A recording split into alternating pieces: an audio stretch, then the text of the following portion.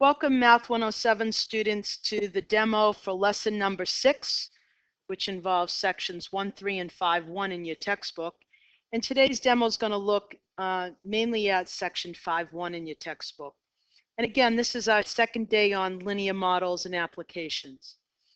So today we're going to take a look at system of linear equations in two variables. This is the title of the section 5.1 in our textbook.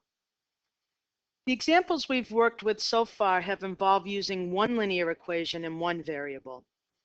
Today we will expand our ability to solve problems by reviewing how to create and solve systems of linear equations in two variables, or simply stated, a linear system.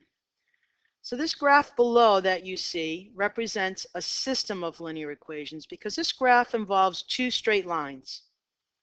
And so therefore we would need linear equations for those straight lines. We would need two linear equations and two variables. Now notice you're used to seeing linear equations in the form of y equals mx plus b, but in this particular case, this is a general form of a linear equation. X and y are on one side and your constant is on the other. So this graph represents a situation where the equation negative 3x plus 10y equals 160, that's the blue graph here, models the percentage of never married U.S. adults. And the equation x plus 2y equals 142, this red line, models the percentage of U.S. married adults. So let's estimate the coordinates of the common solution, that's our intersection point, for this system of linear equations. Well, we see that the intersection point occurs right here, and that is prior to 70 on the x-axis. So maybe it looks like 69. That would represent 69 years after 1970, or the year 2039. And it looks like it's fairly close. It's beyond the middle of between 30 and 40, and I'm going to guess 38 as the percentage. So what does the intersection point tell us? Now remember, whenever you're describing in a sentence the numbers in an ordered pair, you have to use both numbers and you have to use whatever the units are for those numbers. So in this case, I'm looking at the year 1970, let me write that correctly here, 1970 plus 69, which is 2039. And that's the first coordinate of my ordered pair. 69 represents the year 2039. And 38 represents the percentage of people who's never been married, okay, and also who have been married. So remember, this is the point that they both have in common. And since we're using a model, we have to be careful to make sure we use the word predict or estimate, or if we don't use that word, we want to start with according to the model, using the phrase according to the model. So since that's kind of a way to get us out of hot water and making sure we use the word estimate, we can say according to the model in 2039, and sometimes you may want to say approximately, but again, given that it's according to the model here and we are approximating this point, I'm going to say approximately 38% of the population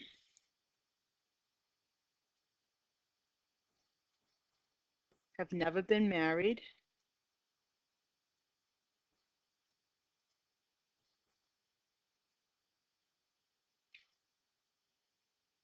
and 38% of the population is married.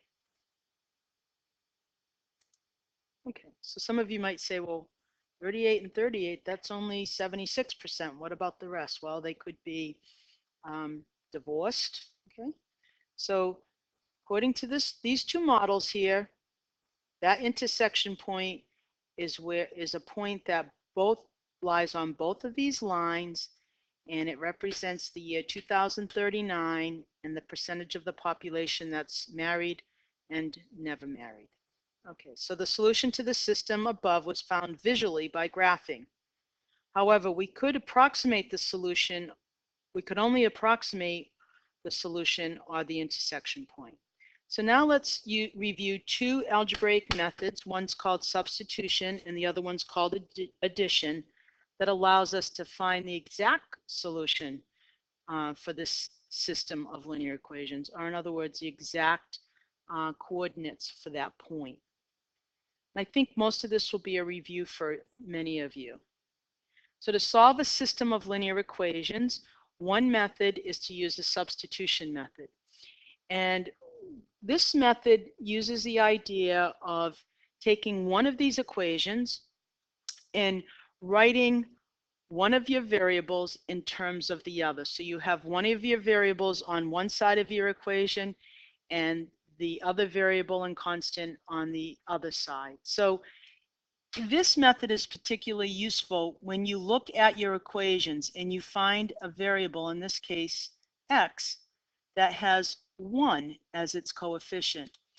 So you can rewrite this into an equivalent equation that says x equals negative 2y plus 142. Okay, so I've rewritten x. We say x is written or expressed in terms of y.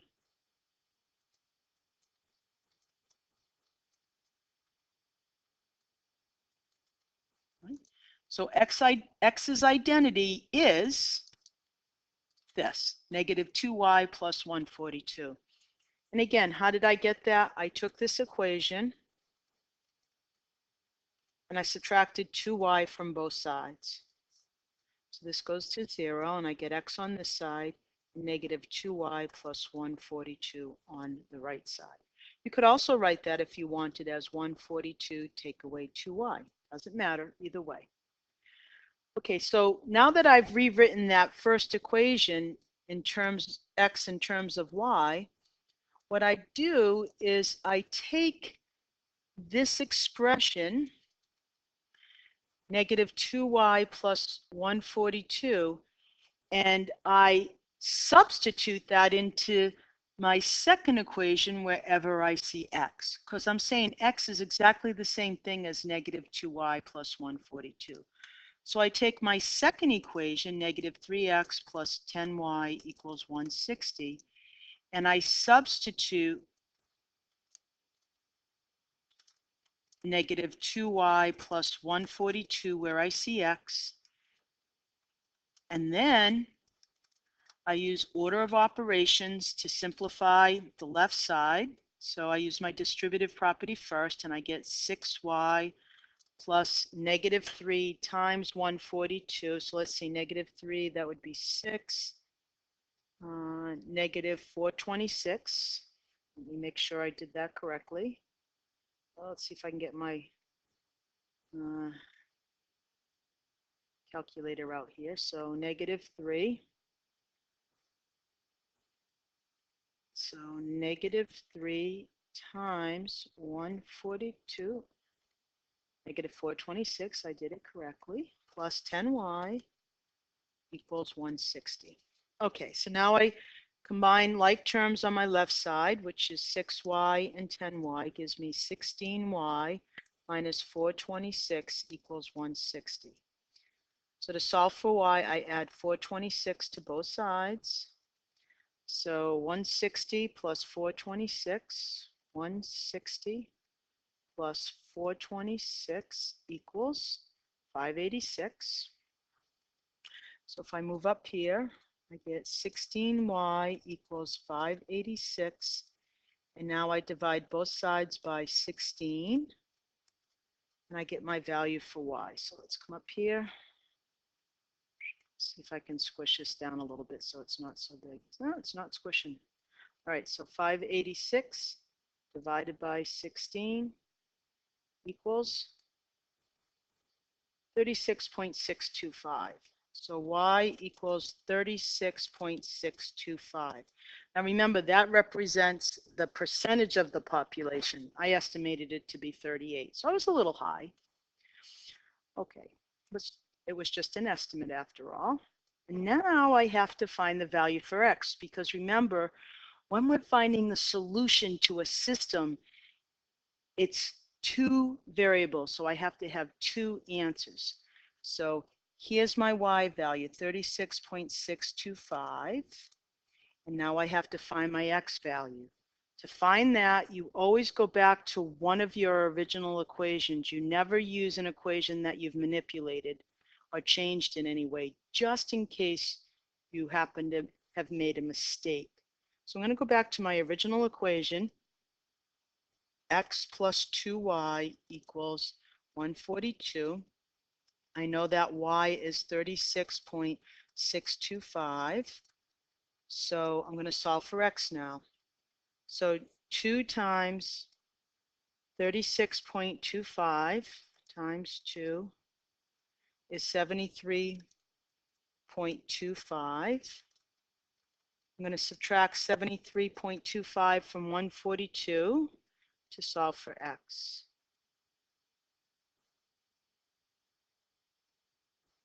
And that's 68.75. Okay, so I had estimated the year after 1970 to be 69. So I was pretty close with my year. So the x value is 68.75. So that's the exact solution to this system of equations. Okay, 68.75 would be the number of years after 1970, and 36.625 would be the percentage of never married and married people in the population during that time, according to the model. All right. The second type of algebraic method for solving a system involves this idea of the addition method. Some of you may have learned it as the elimination method. Both names have been used.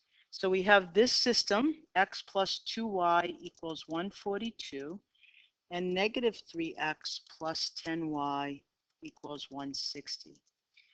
Okay, so here's our system.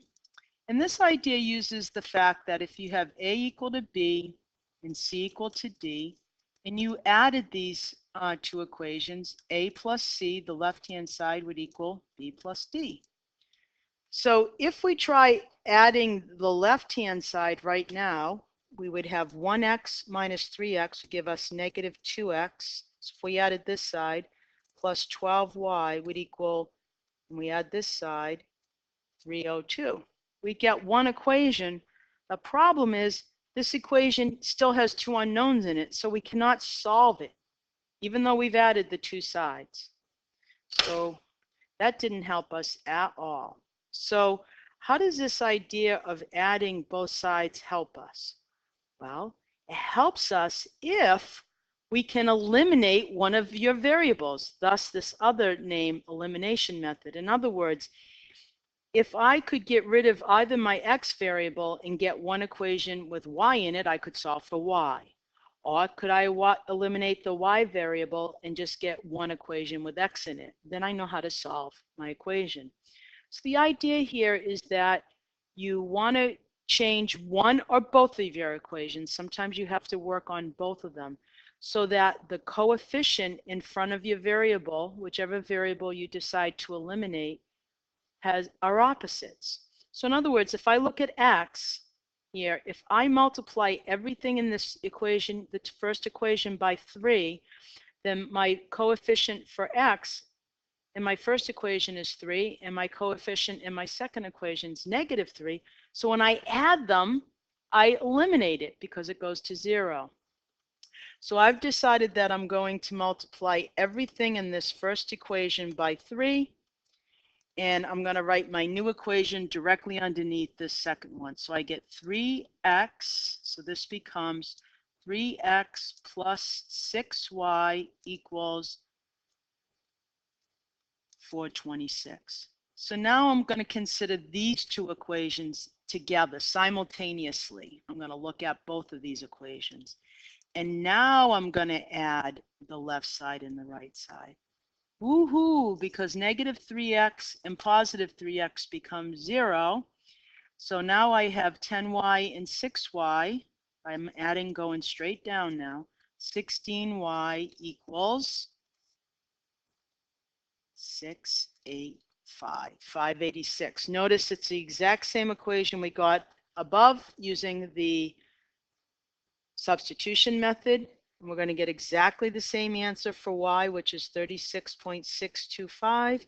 And when you substitute this value back into the original equation, you get x equals 68.75.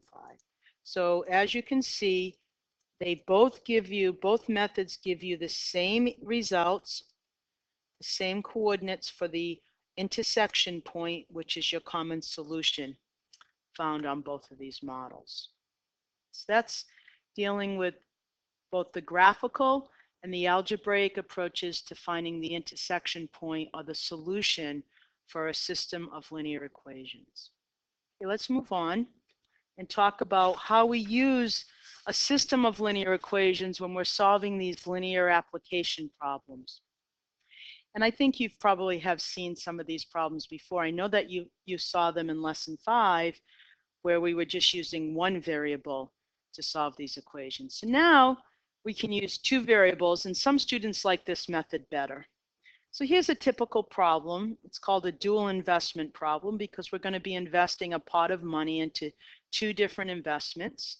So let's take a look at this particular problem. We've got $10,000 in a scholarship fund, and often when, for example, people at GCC retire, a scholarship fund is set up in their name, and you have to have a certain amount of money to start the scholarship fund. And then that money's invested so that you can create a certain amount of interest each year to give away as a scholarship for one or two students. So our scholarship fund here is going to start with $10,000, and we're going to put it into two funds. One's a low risk fund and one's a higher risk fund. So the lower risk fund, we expect a 4% annual return. 4% represents the amount of interest earned on that money each year. And the higher risk fund is an 8% annual return. So we want to have each year an interest return of at least 550, but in this case 550 to give as a scholarship. How much should we invest in each fund?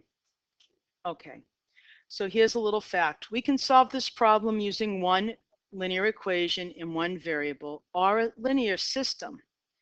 The text demonstrates how to use one variable to solve this type of story opportunity in section 1.3, which we covered in the previous lesson. However, let's take a look at how to use two variables to solve it.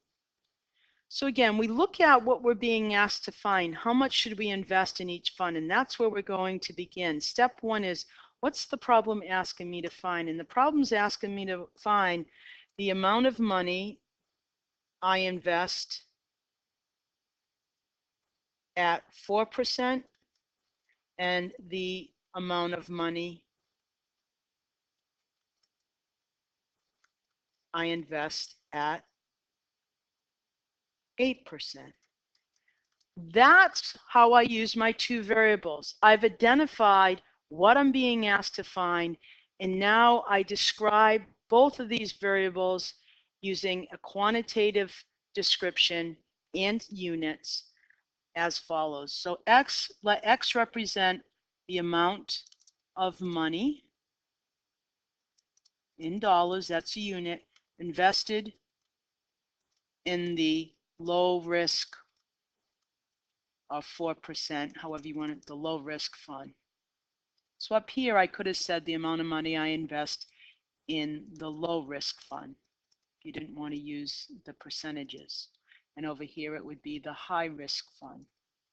Okay, there's several ways you can describe it. Y is going to be the amount of money that's left over, or the amount of money in dollars invested in the high risk fund, or the 8% annual return. So it's really critical at the beginning of every one of these problems that you define all of the unknown quantities, because we don't just have two unknown quantities here. It's true, we don't know how much money we've invested in each fund, but the other unknown idea here is how much interest did each fund earn? So that's your second part of the problem, and that's the part a lot of students leave out. What other quantities are mentioned in this problem? Well, the other quantities that deal with the amount of interest earned in each fund. And you need to describe both of these quantities in terms of X. Sometimes students, when they're learning about this, don't understand how variables work. So they sometimes would say 0.04, that's how much interest I earn. 0.04 is just the decimal representation of 4%. Percentages do not have units. We're dealing with money here. So the only way you can get a unit here is to say, I'm taking 4% of some amount of money. That 4% is taken of X times X. I'm taking 4% of the amount of money I've invested in this fund. So 0.04 times X, you can write it like this if you want. State it. What does this mean? It's a quantity. It is the amount of interest in dollars earned on X dollars. It's the amount of interest you've earned on investing that X dollars. Similarly, 0.08Y is the amount of interest earned on Y dollars invested.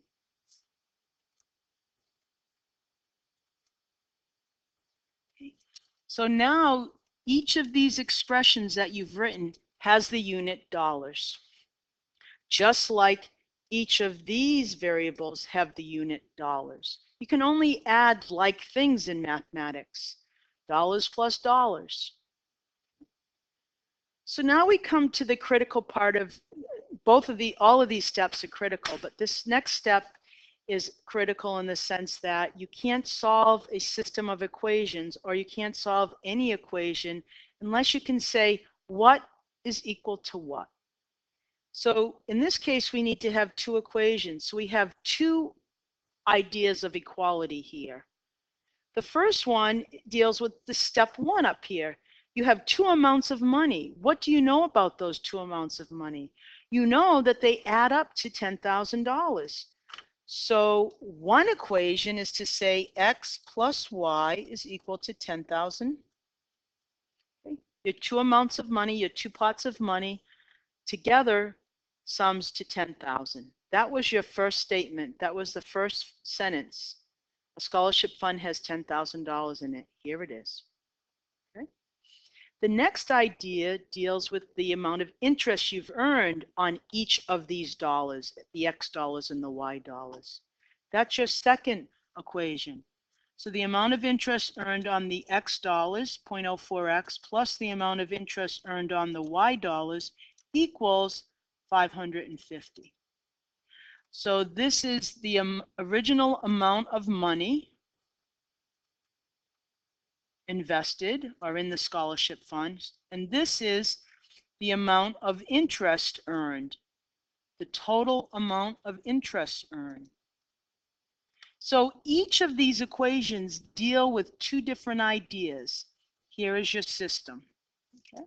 So now your choice to solve this is up to you. You can use the elimination method, the addition method, or the substitution.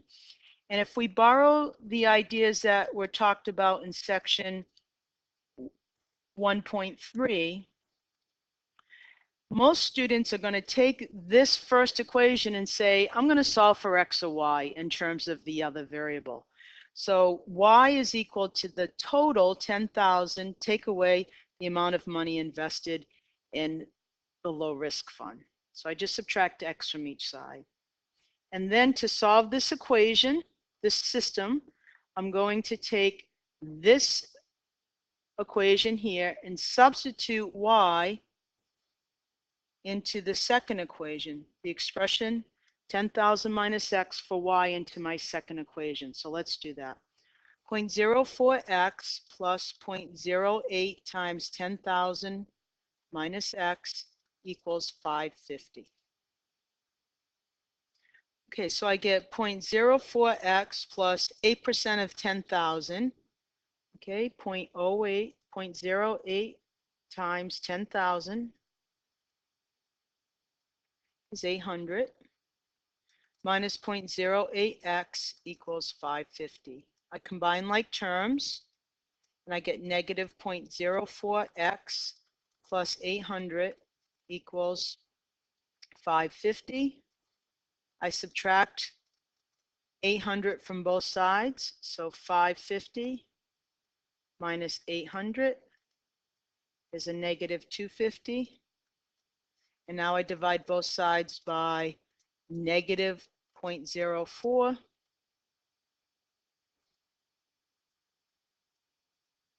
And I get 6,250.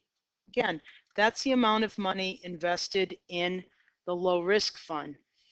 So x equals 6250. To find y, you go back to this original equation. 6250 plus y equals 10,000.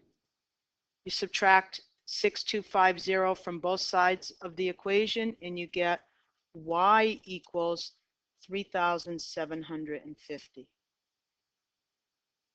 So if this was a point on a graph, x would be 6,250 and y would be 3,750.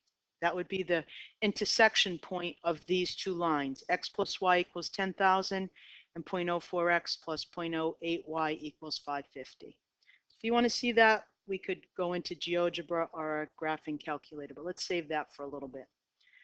Then you always want to end your story opportunity with a sentence that describes your solution in using all relevant units. The units for both of these numbers is dollars. So let's take a look at a sentence. So to earn $550 annually, I would invest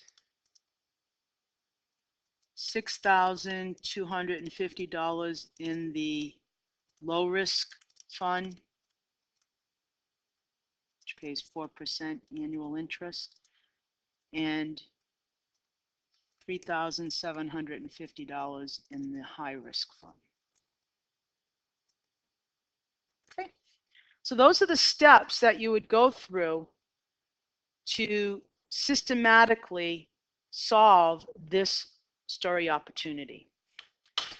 Now, I want to say again and emphasize that part of the problem is along the way, we felt like we were in some type of race where we had to like come up with the equations, like write down the equations without stopping to take the time to identify what each variable expression represents in those equations. So in this blue equation here, x plus y equals 10,000, the variable expressions are x and y. So describing what x and y mean in words and making sure that what you write on the right-hand side of this equation for x and y represents a quantity and has units attached. The second equation here has two variable expressions, 0.04 times x and 0.08 times y. It's taking the time to represent what those mean. If you can say what they mean, then it makes taking the information from your problem easier to find the equation, the what equals what part.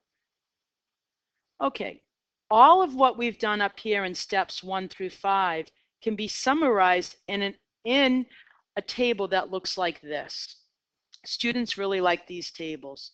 Notice you have two ideas here. You have money being invested at a lower rate and a higher rate. So you have amount invested. Again, notice how I'm using the title for this column is a quantitative idea, amount of money invested, the percent, the interest rate for the risk, the high risk and low risk, and then the amount of interest earned.